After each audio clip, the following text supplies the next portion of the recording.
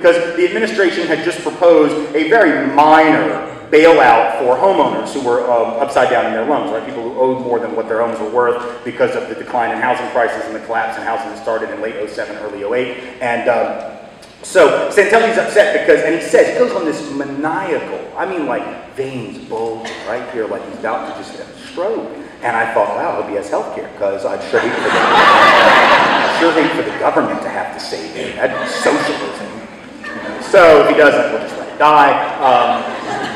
Not really. I'd save his life as well, and would be happy for the state to help pay for that. But anyway, so Santelli goes on this rant, maniacal rant, and he said, who in here, looking at these rich white dudes behind him, who in here wants to bail out these losers? He calls them losers because they were upside down in their mortgage. Now keep in mind, a disproportionate share of these mortgages that went belly up and that were at that point in foreclosure and are now in foreclosure, went belly up because those who took out the loans were in many cases lied to by the lenders, who were almost all independent mortgage brokers who were virtually unregulated by the state. They were not banks who were regulated by the Community Reinvestment Act. It's not the fault of the Community Reinvestment Act, and anyone who says that has never read the act and knows nothing about it, because in fact the overwhelming majority of the lenders who gave out these bad loans aren't even covered by that law. So when folks try to blame it on, essentially financial affirmative action, which is what Neil Cavuto, another business journalist with a journalism degree, not an economics degree, said on Fox, right? And everybody ran with that. Yeah, it's because they had to give loans to, as Cavuto said, minorities and risky folks. No. It's not what happened. These loans were given out overwhelmingly to middle class and above white folks who thought it'd be cool to flip houses, because they saw a show on HGTV about flipping houses and thought, I can do that. I can buy a really rundown house and put in stainless steel appliances and charge 40% more than what I bought it for. I'll be a millionaire in like 3 years, because that's the American dream. That's what it was overwhelmingly, right? There's actually a study that's actually based, it was rooted in Louisville. It just was released, a couple of weeks ago I read about it, that was talking about how a disproportionate share of the foreclosed housing in this community is housing that's owned by people who don't live in the communities that are being affected by it, living out in the suburbs, taking out loans in the city, charging people more than the housing is worth, and then they, renting it, and then they can't pay the loan.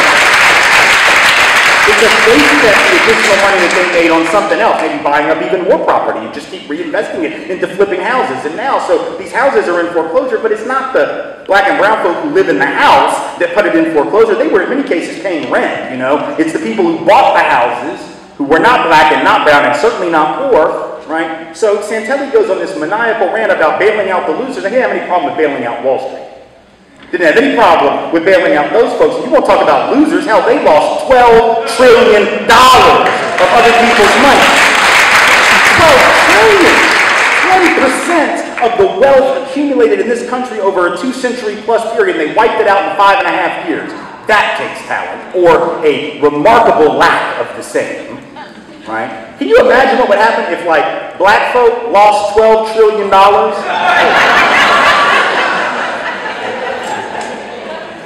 What? Are you kidding? 12, do you even know how long it would take for all the street thugs in America who are black and brown to steal $12 trillion? It would take like 5,000 years.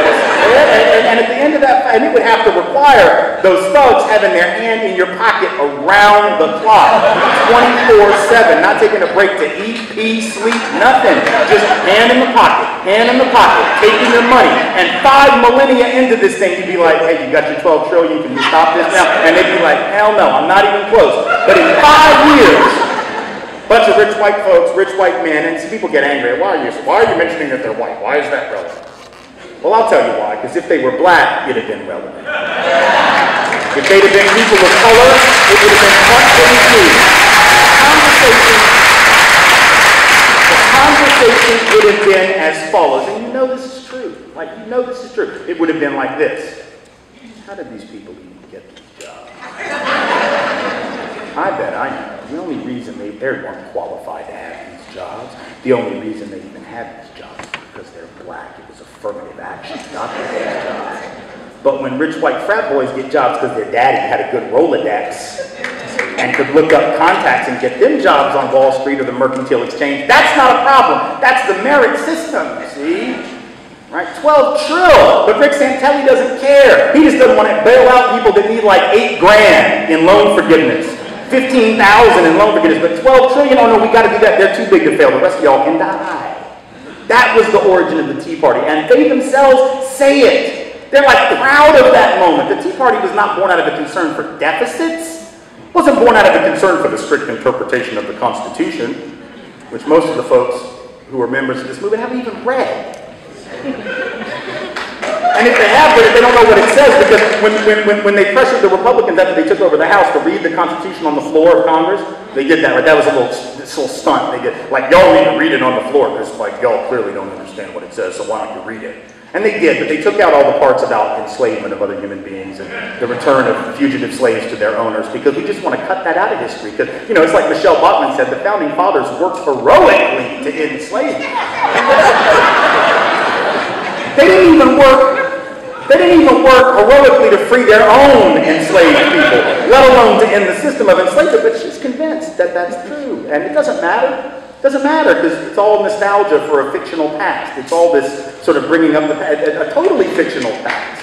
It's trying to remember a country that never even existed, even for most white folks. Like, we get all nostalgic about the 50s. And it's not just that the 50s weren't all that great for black and brown folk. Hell, like, do you really think that most white women were like June Cleaver on Leave It to Beaver doing housework and curls and heels?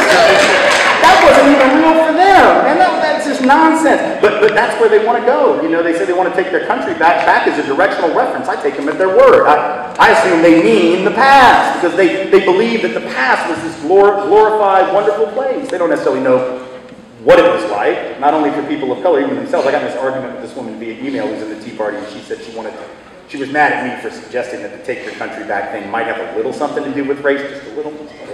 And because I don't think it's all about that. I actually don't. I think there's a lot of things, that's one big piece of it. But she was angry at the suggestion that even any of it was. And I said, well, cool, what's it about then? I'm going to give you the benefit of the doubt. You tell me what it's about. And she said, well, it's just about going back to a time when taxes were low and government was small. Cool, when was that? That's what I asked. When was it? I need you to give me a date. Don't give me some bumper sticker, vague generality. I need a number. You give me a year. I'm going to pin you down. You're not going to play this game with me. Give me a year when you think that the size of government and the level of taxation was just about right. Now see, I was setting her up because I knew she could have said 1909. I mean, that was before the income tax, but damn, she wasn't going to say that.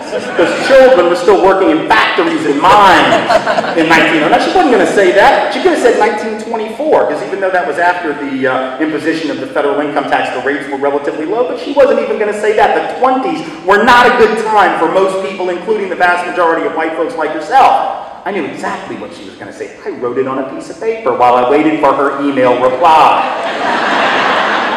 I'm not a betting man, but I wish I was, because if I'd have found a bookie to take book on the bet that I put on that paper, I would have cleaned up. She wrote back within 2 minutes, 1957. Of course she did. But see, that was when she was trapped, because her whole thing was she wanted to go back to that because that was when taxes were low and government was small. No, it wasn't. The top marginal tax rate in 1957 was 91%. No. It's more than double what it is now. There were 18 different tax brackets that were higher than anything we have now. Taxes were actually higher on the vast majority of families, particularly upper income ones, and they were higher on corporations, both as a percentage of profits and as a percentage of overall federal revenue. So she does not know what she is talking about. Or taxes are not why she likes 1957. See, that's hedging my guess. I think that's what it is. I don't think it's taxes at all. And it's not